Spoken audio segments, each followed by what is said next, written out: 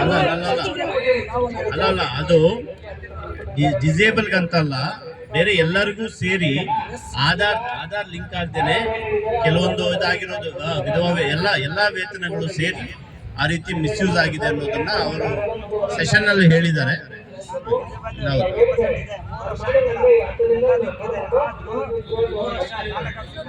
ಅದನ್ನ ನಾವು ಇಂಡಿವಿಜುವಲ್ ಆಗಿ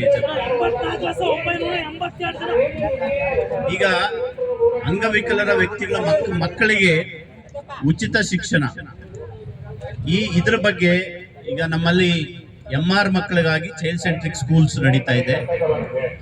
ಮತ್ತೆ ಹಿಯರಿಂಗ್ ಇಂಪೇರ್ಡ್ ಮತ್ತೆ ವಿಜುವಲಿ ಇಂಪೇರ್ಡ್ ಕೂಡ ವಿಶೇಷ ಶಾಲೆಗಳು ನಮ್ಮಲ್ಲಿ NGOs ಮೂಲಕ ಮಾಡ್ತಾ ಇದೀವಿ. ಇದಲ್ದೇನೆ 1982 ಗ್ರಾಂಟ್ಸ್ ಅಲ್ಲಿ ಕೂಡ ಈ ಶಾಲೆಗಳು ನಡೀತಾ, ಅಲ್ಲಿ ಉಚಿತ ಶಿಕ್ಷಣ, ವಸತಿ ಮತ್ತೆ ಊಟದ ವ್ಯವಸ್ಥೆ ಎಲ್ಲವನ್ನು ಅಲ್ಲಿ ಕೊಡಲಾಗ್ತಾ ಇದೆ.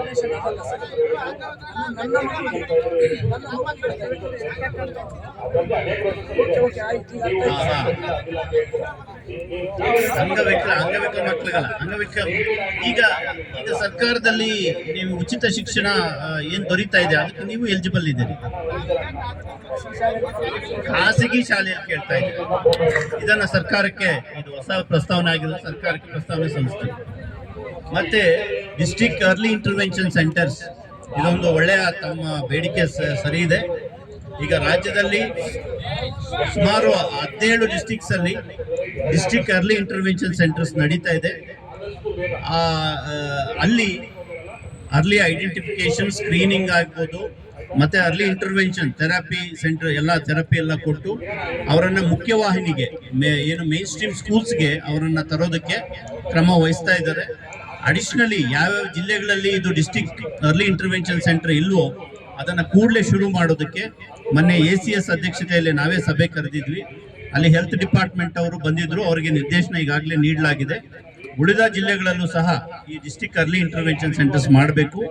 ಮತ್ತೆ ಎಲ್ಲ ಅದು ಪ್ರಾಥಮಿಕ ಹಂತದಲ್ಲೇ ಈ ಎಲ್ಲ ಡಿಸಬಿಲಿಟೀಸ್ನ ಐಡೆಂಟಿಫೈ ಮಾಡಿ, ಸಣ್ಣ ಮಗು ಇದ್ದಾಗಲೇ ಐಡೆಂಟಿಫೈ ಮಾಡಿ ಅವರಿಗೆ ಎಲ್ಲ ಥೆರಪೀಸ್ ಕೊಟ್ಟು ಅವರನ್ನ ಮೇನ್ ಸ್ಟ್ರೀಮ್ಗೆ ಹೋಗುವಂಗೆ ಮಾಡೋದಕ್ಕೆ ಈಗಾಗಲೇ ನಿರ್ದೇಶನ ಹೋಗಿದೆ. ನಮ್ಮ ಕಡೆಯಿಂದ ಕೂಡ ಪತ್ರ ಬರೆದಿದ್ದೀವಿ. ಇದನ್ನ ತಾಲೂಕು ಮಟ್ಟದಕ್ಕೆ ನೀವು ಕೇಳ್ತಾ ಇದ್ರೆ ಡಿಸೇಬಲ್ಡ್ ಇರ್ತಾರೆ. ಸೊ ಅದಕ್ಕೆ ಈಗ ತಾಲೂಕು ಮಟ್ಟಿಗೆ ಈಗ ನಾವು ಇವರಿಗೆ ಹೆಲ್ತ್ ಡಿಪಾರ್ಟ್ಮೆಂಟ್ಗೆ ಇದನ್ನ ಪ್ರಸ್ತಾವನೆಯನ್ನು ಸಲ್ಲಿಸ್ತೀವಿ. ತಾವು ಕೇಳ್ದಂಗೆ ಇದನ್ನು ಸಲ್ಲಿಸ್ತೀವಿ. ಕೆಲಸ ಮಾಡಿ ಏನೇನೋ ದುಡ್ಡು ಕಟ್ಟಬೇಕು, ಅವ್ರ ಕೈಲಿ ದುಡ್ಡು ಕಟ್ಟಕ್ ಆಗಲ್ಲ. ದೇವ್ರು ಎಲ್ಲಿ ಕಟ್ತಾರ? 300 ರೂಪಾಯಿ ಕೊಡಿ, ಅದು 300 ರೂಪಾಯಿ ಒಂದೊಂದು ಇದಕ್ಕೆ ಕಟ್ಟಕ್ ಆಗುತ್ತ ಸರ್? ಬಸ್ ಪಾಸ್ ಕೊಡಿ ನೀವು. ಯಾವ್ದು ಬಸ್ ಪಾಸ್ ಯಾವ್ದು ನೀವು ಕೇಳ್ತಾರೆ? ಬಸ್ ಪಾಸ್ 660 ರೂಪಾಯಿ ಕಟ್ಟಬೇಕು.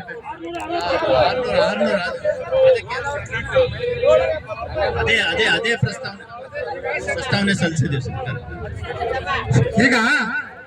ಈಗ ಶಕ್ತಿ ಯೋಜನೆಯಲ್ಲಿ ಏನಾಗಿದೆ, ಮಹಿಳೆಯರಿಗೆ ಮಾತ್ರ ಉಚಿತವಾಗಿ ಸಿಕ್ಕಿದೆ. ಆದ್ರೆ ಪುರುಷರಿಗೆ 650 ರೂಪಾಯಿ ಕಟ್ಬೇಕಂತಂದಿದೆ ಅಲ್ಲ, ಆ 650 ರೂಪಾಯಿನ ತೆಗೆದು ಎಲ್ಲರಿಗೂ ಫ್ರೀ ಆಗಿ ಉಚಿತವಾಗಿ ಕೊಡಿಸಿ. ಅದನ್ನ ಈಗ ಮೊದಲು ಎಲ್ಲ ಅಂಗವಿಕಲರಿಗೆ ಈಗ ಬ್ಲೈಂಡ್, ಈಗ ಏನಾಗಿದೆ, ಈಗ ವಿಜುವಲಿ ಇಂಪೇರ್ಡ್ ಡಿಸೇಬಲ್ ಅವರಿಗೆ ಫ್ರೀ ಬಸ್ ಪಾಸ್ ಇದೆ. ಆದ್ರೆ ಬೇರೆ ಡಿಸೇಬಲ್ ಅವ್ರಿಗೆ 660 ರೂಪಾಯಿ ಕಟ್ಸ್ಕೊಂಡು 100 ಕಿಲೋಮೀಟರ್ನ ಓಡಾಡ್ಲಿಕ್ಕೆ ಒಂದು ವ್ಯವಸ್ಥೆ ಇದೆ. ಅದನ್ನ ನಾವು ಸಂಪೂರ್ಣವಾಗಿ ಈಗ, ಯಾಕಂದ್ರೆ ಶಕ್ತಿ ಯೋಜನೆಯಲ್ಲಿ ಎಲ್ಲ ಮಹಿಳೆಯರಿಗೂ ಇನ್ಕ್ಲೂಡಿಂಗ್ ಡಿಸೇಬಲ್ ವುಮೆನ್ಗೂ ಫ್ರೀ ಆಗಿರೋದ್ರಿಂದ ಓನ್ಲಿ ಜೆಂಟ್ಸ್ ಮಾತ್ರ ಉಳಿದಿದ್ದಾರೆ. ಈಗ ಓನ್ಲಿ ಜೆಂಟ್ಸ್ ಮಾತ್ರ ಇರೋದ್ರಿಂದ ಅವರ ಪ್ರಸ್ತಾವನೆಯನ್ನ ನಾವು ತರಿಸಿ, ಇದರಿಂದ ಟ್ರಾನ್ಸ್ಪೋರ್ಟ್ ಇಲಾಖೆಯಿಂದ ಎಷ್ಟು ಖರ್ಚಾಗ್ತದೆ ಅಂತ ತರಿಸಿ ಎಲ್ಲರಿಗೂ ಫ್ರೀ ಮಾಡೋದಕ್ಕೆ ಬಜೆಟ್ಗೆ ಪ್ರಪೋಸಲ್ನ ನಾವು ಸಲ್ಲಿಸಿದ್ವಿ.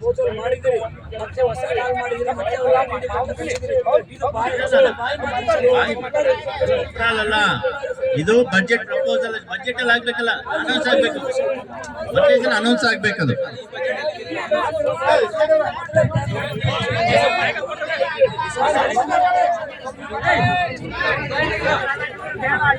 ದಯವಿಟ್ಟು ಮಾತಾಡುವವರೆಗೆ ಒಂದ್ ಸ್ವಲ್ಪ ಸುಮ್ಮನೆ ಯಾರ್ಯಾರೋ ಎಲ್ಲೆಲ್ಲ ಮಾತಾಡಬಾರ್ದು. ಸ್ವಲ್ಪ ಅಧಿಕಾರಿಗಳು ಬಂದಾಗ ವಿವರ ಮಾತಾಡೋದನ್ನ ಕೇಳಿ, ಆಮೇಲೆ ಬೇಕಾದ್ರೆ ಅದನ್ನ ಎಕ್ಸ್ಪ್ರೆಷನ್ ಕೊಡೋಣ.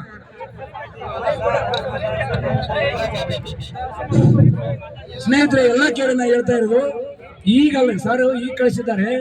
ನಾವು ಹೋದ ವರ್ಷದಿಂದನೂ ಈ ಒಂದು ಬೇಡಿಕೆಯನ್ನು ಇಟ್ಟಿದ್ದೇವೆ. ಅವರು ಕಳೆದ ವಾರ ಹೆಚ್ಚುವರಿ ಬಜೆಟ್ ನಲ್ಲಿ ಅಡಿಷನಲ್ ಪ್ಲಾನ್ ಅಲ್ಲಿ ಅವ್ರು ಇಟ್ಟು ಕಳಿಸಬಹುದಿತ್ತು. ಯಾಕೆ ಕಳಿಸಲಿಲ್ಲ? ನಾವು ಹೋರಾಟ ಕುಂತಾಗ ಮಾತ್ರ ನಾವು ನೆನಪಾಗ್ತೇವೆ. ಇದು ಆಶ್ವಾಸನೆ ಮಾತುಗಳು ಅಧಿಕಾರಿಗಳಿಂದ ಬೇಕಾ ನಮ್ಗೆ? ಅಲ್ಲ, ಇದು ಈ ಪ್ರಸ್ತಾವನೆ ಹಲವಾರು ವರ್ಷಗಳಿಂದ ಇದೆ.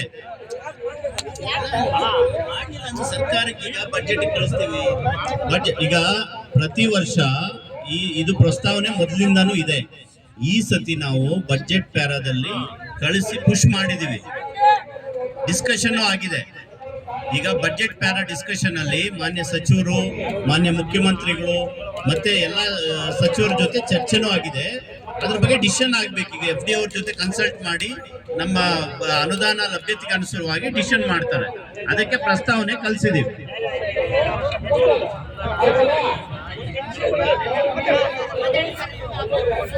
ಸರ್, ನೀವು ಇಷ್ಟೊತ್ತವರೆಗೂ